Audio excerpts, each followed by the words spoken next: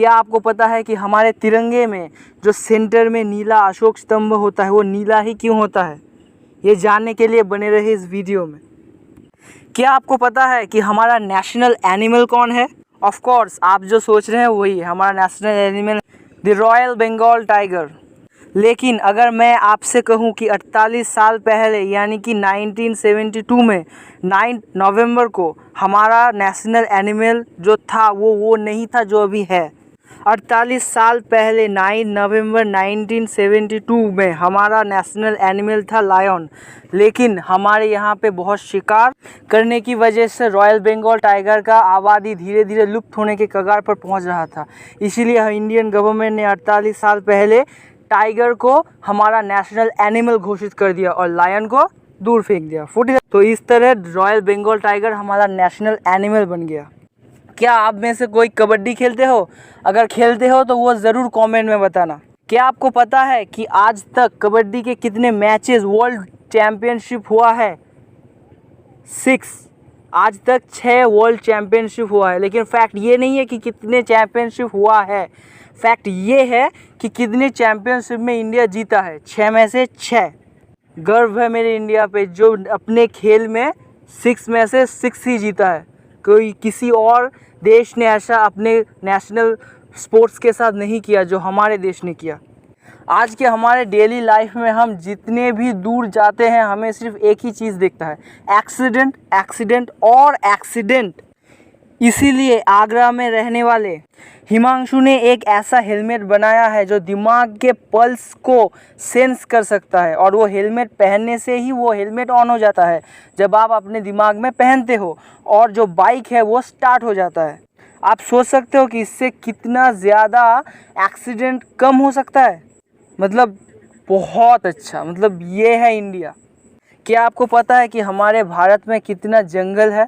उस जंगल में हमारी आर्मी कहाँ कहाँ पर मौजूद है आपको शायद पता नहीं होगा और किसी देश को भी ये पता नहीं है।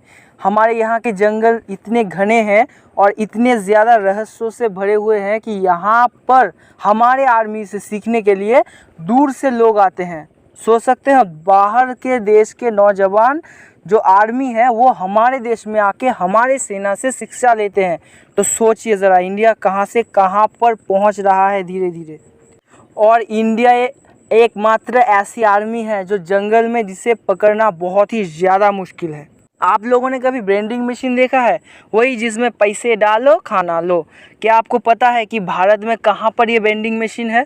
भारत के मुंबई शहर में एक पिज़्ज़ा वेंडिंग मशीन है। एक पिज़्ज़ा वेंडिंग मशीन जो आपको 5.5 मिनट में एक पिज़्ज़ा लेकर दे देगा। तो सोचिए अब ये अगर हर एक देश में हो जाए तो बहुत अच्छा है। और ये इंडिया की सबसे पहली वेंडिंग मशीन है जो वहाँ पर लगी है। क्या आप कंप्यूटर यूज़ करते हो? और क्या आपको पता है कि आपके कंप्यूटर का हर एक डाटा सिर्फ बाइनरी कोड को ही समझता है? लेकिन क्या आपको पता है कि इस बाइनरी कोड का आविष्कार किसने किया? वाटफायड विलियम लेबनिज। लेकिन ये फैक्ट नहीं है, फैक्ट ये है कि आप बाइनरी कोड का आविष्कर्ता थे हमारे एक इंडियन। अगर हम इतिहास के पन्नों को पलटे तो हमें पता चलेगा पिंगल, जो 150 साल पहले ही हमें बाइनरी कोड्स के बारे में बता चुके हैं। ये पिंगल साहब हैं जो हमें सब बताया है बहुत साल पहले। और ये अंग्रेज़ बताते हैं नहीं हम किए हैं इसका इन्वेंशन। लेकिन असल बात तो यह है कि पिंगल इन्होंने ही सबसे पहली बार बाइनरी कोड का आविष्कार किया है। स्टैचू ऑफ यूनिटी का नाम तो हर भारतीय ने सुना ही होगा, लेकिन बहुत से इंडियन हैं जो इस स्टैचू को लेकर बहुत कुछ जानना चाहते हैं। अगर आपको इस स्टैचू के बारे में फुल डिटेल्स जानना है तो बिल्कुल कमेंट कर दीजिएगा। मेन मुद्दे पे आते हैं कि हमारा मेन मुद्दा ये है कि स्टैचू ऑफ यूनिटी जो है वो SCO यानी शंघाई कंपनी जो चाइना में उपस्थित है उसने इसको 8 नंबर रैंक दिया है अपने अजूबों की लिस्ट में। ये इंडियन का बहुत एक बड़ा मतलब बताया नहीं जा सकता 8वां अजूबा SCO कंपनी ने बोल दिया। फिर हम क्या कर सकते हैं? और एक बात, ये अभी तक का सबसे बड़ा स्टैचू है जो हमारे इंडिया में उपस्थित है। दोस्तों, क्या आपने कभी सोचा है कि हमारा जो भारतीय संविधान है इसे बनने में कितने पैसे लगे थे? ये जब सबसे पहले उच्चता में आया था तब ये कह सकते हो कि 300 लोगों ने इसे बनने में बहुत ज़्यादा सहायता किया था। इसके साथ जुड़े हुए थे 300 लोग, 300 से ज़्यादा भी हो सकते हैं, लेकिन पकड़ते 300 को ही है, जो विभिन्न विभिन्न देशों में जाकर वहाँ के कल्चर, वहाँ के सब लॉज को सुनकर समझकर यहाँ पर आकर उन्हें संशोधन करके या फिर ठीक करके हमें बताते हैं और पूरा पेटेंट किया गया है। लेकिन फैक्ट ये नहीं है, फैक्ट ये है कि इसे बनने में आखिर कितने पैसे लगे हैं। पूरे 6 करोड़ 40 लाख, और इसे अगर हम अब के पैसों में लें तो वो होगा 13 अरब रुपए।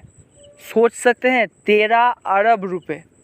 क्या आपको पता है कि रेडियो का आविष्कार किसने किया था? ये साफ अगर गूगल के जाओगे तो बताओगे कि मार्क ऑनी ने इसे आविष्कार किया था, मार्क ऑनी ने। लेकिन ये सच बात नहीं है। मार्क ऑनी आविष्कार किए थे, लेकिन उससे 2 साल पहले हमारे इंडिया का जगदीश चंद्र बसु, যিনি আমার মতন একজন বাঙালি, वो जगदीश चंद्र बसु ने इसे आविष्कार कर लिया था 2 साल पहले। वो उनके मरने के बाद जो रेड बुक होता है उसे खोला गया था। उसे खोला जाने के बाद हमें ये पता लगा कि मार्क ऑनी के आविष्कार से 2 साल पहले ही जगदीश चंद्र बसु ने इसे आविष्कार कर लिया था। लेकिन उन्होंने ये गलती कर दिया कि उन्होंने इसे पेटेंट नहीं करवाया था। इसीलिए अंग्रेज़ ये बता रहे हैं कि ये हमने आविष्कार किया है।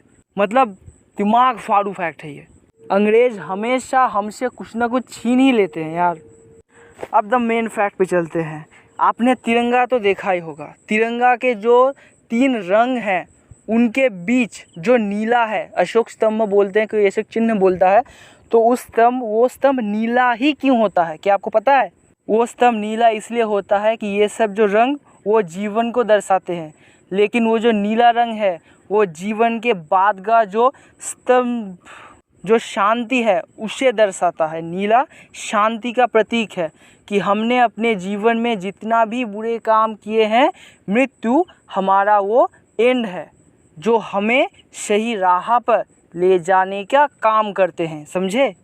ऐसे ही फैक्ट्स के लिए मेरे चैनल को सब्सक्राइब ज़रूर कर लेना।